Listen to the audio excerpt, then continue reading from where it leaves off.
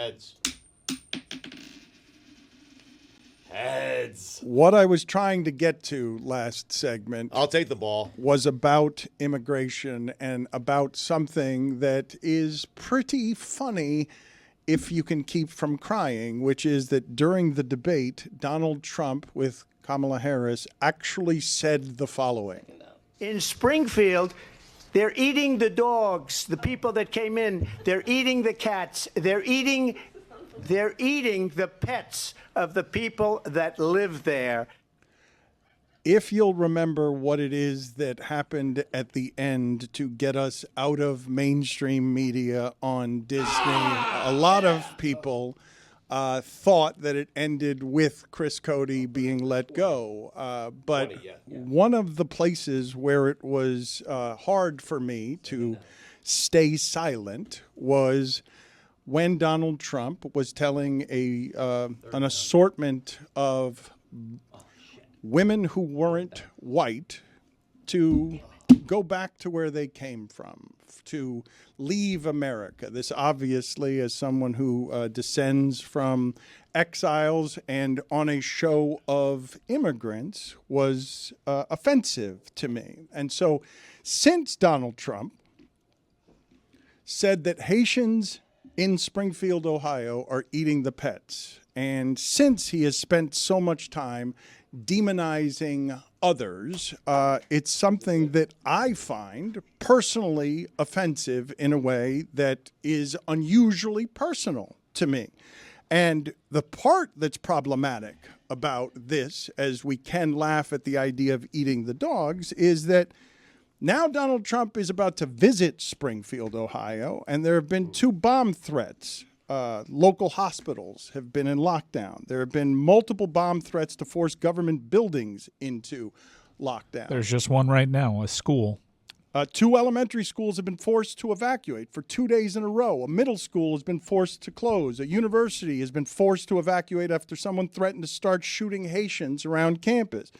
The KKK is distributing anti-Haitian flyers around town. The Proud Boys are marching on Springfield. And over the weekend, NBC News reported that the woman who posted on Facebook that her neighbor's cat was kidnapped, allegedly at the hands of Haitian neighbors, she's now deleted the post. She said it was misinterpreted and that she messed up royally. But we're headed toward 2 very divisive months, and only one party is doing this, where J.D. Vance, not just the VP candidate, but an Ohio senator, goes on CNN yesterday, and this is what he says.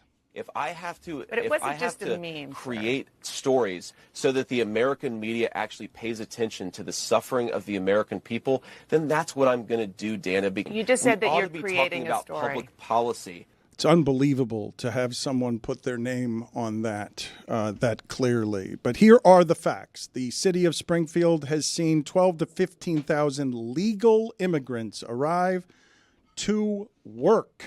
The city has been hollowed out by economic crisis, and when that happens, it happens in Florida after hurricanes, Americans leave and Haitians come in to fill jobs that need to be filled. So here's the Republican governor of Ohio, Mike DeWine. Here's him telling you, look at the side I'm on when it comes to the people who are working where I govern.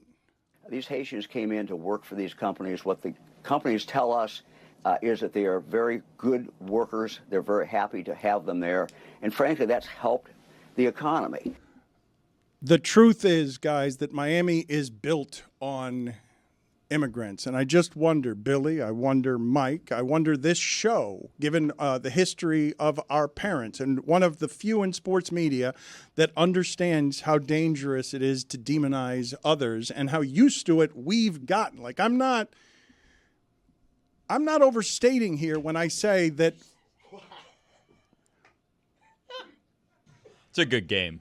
I mean, he just got hit right in the face. He just got hit with the pointy end of the paper football right in the face. It was good. I mean, it was a great kick, and I'm assuming that he won the Greg Cody show featuring Greg Cody Olympics. No. Wow. But what I was going to say is my name is Dan because my father didn't want to call me Gonzalo or Luis, even though my family wanted to name me something that was more Latin. Mike Ryan Ruiz is a Hispanic name that has been Americanized. Billy Gil's name is Guillermo. It's Guillermo Gil. Like, this is a show of Tony. This is a show of Cuban immigrants. Our parents are people who were demonized upon arriving. Yeah, my father was a political exile. I get really frustrated, and it's not by who you think. I watch this debate, and I'm well familiar with the rhetoric when it comes to immigration and the border, and these are what's louder than a dog whistle. They're just saying it over the air openly, and I find myself getting frustrated at the Democrats because I already know the game plan for the Republicans, but the Democrats just kind of nod along and let countless lies be spewed, hurtful ones that continue positioning immigrants as all the issues surrounding this country. And I guess maybe there's so many lies for the Democrats to call every specific one out. They don't feel the need to do that, but I find it hurtful how they've dropped the ball in defending this. Donald Trump can say just open lies about millions upon millions of people coming in committing violent crimes. These numbers are available for you. These are not political agencies. Donald Trump even had a pandemic, and if you stack up the arrests at the border under his administration and Biden's administration, you would see numbers that would suggest that this entire narrative, with the Democrats being willing partners to play along with this narrative, is kind of out of control. So I get really hurt by the lack of support legal immigrants get because we just cast a wide net on a group of people and no one's defending them. Billy, how do you feel as someone who knows and loves Miami and everything that it's built on, and how it is that we are a proudly brown city that was built by immigrants? I mean, we also, like ourselves, our families, benefited from not having to go through a lot of this, right? Oh, the plight of the Cubans, Haitians often get frustrated with how easy it was for Cuban immigrants and exiles to get into this country. We're allowed, wet foot, dry foot was something that allowed Cubans to stay when they risked their lives at sea, and Haitians were sent back. And Cuba has been overtly racist for a long time that goes back to Fidel Castro getting in power, at least in part because he made that place more equal for black people. But I mean, not just the wet foot, dry foot. I mean, like, if you're Cuban and you come to Miami, you're a minority in word alone. Like, it's technicality that you're a minority. In certain areas, you don't even need to speak the language you could come here and live here 20 years and never learn English, and you're perfectly fine. So, like, I don't think that we have, and my family, when they came here, moved to New York and lived in New York for a number of years before they moved back down to Miami. But they were welcomed when they were there. You know, I feel like it was a different time and it was more welcoming. I don't think that and I can't speak for anyone else, but, like, I don't think that we really ever faced here in Miami as Cubans, because of the strong Cuban community, what it is that immigrants are facing nowadays that are, you know, being shipped across the country, sometimes in political stunts, to other counties and other cities and other states, who even sometimes when they're shipped to states that are allies of them, then say, you know what, never mind, let's send them back to where they go. So, like, I've never had to experience that. My family never had to experience that because we were lucky enough to get here at a time and be brought into a community that was very welcoming. I feel for the way that this is happening to people in this country who expected something more welcoming than the overtness of what it is that we're presently facing, of just straight out send them back. They're eating our pets. Like, just creating, we've got to build walls.